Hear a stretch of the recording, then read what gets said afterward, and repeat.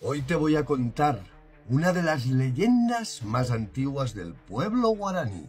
Una historia que se cuenta desde antes que Paraguay existiera. Dicen que en los montes vivía Moñay, el séptimo hijo de Tau y Querana, dos seres míticos del universo guaraní. Moñay nació para cuidar los bosques, pero también para castigar a aquellos que entraban sin respeto. Su cuerpo era largo como una sombra. Sus cuernos señalaban al cielo, veía en la oscuridad y tenía un oído que lo escuchaba todo. En las aldeas decían que Moñay sabía quién entraba al monte y por qué.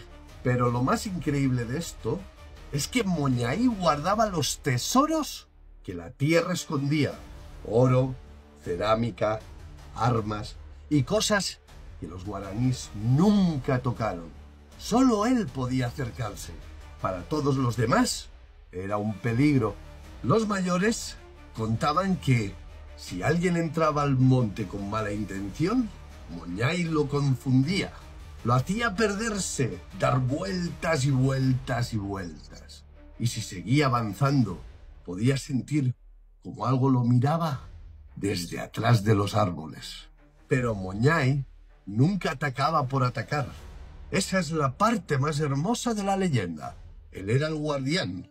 Para los guaraníes, entrar al monte era como entrar en una casa sagrada. Y Moñay cuidaba que nadie la ensuciara. ¿Y vos crees en Moñay? Contame si en tu familia también se escuchaba esta historia. ¡Che gusta Paraguay!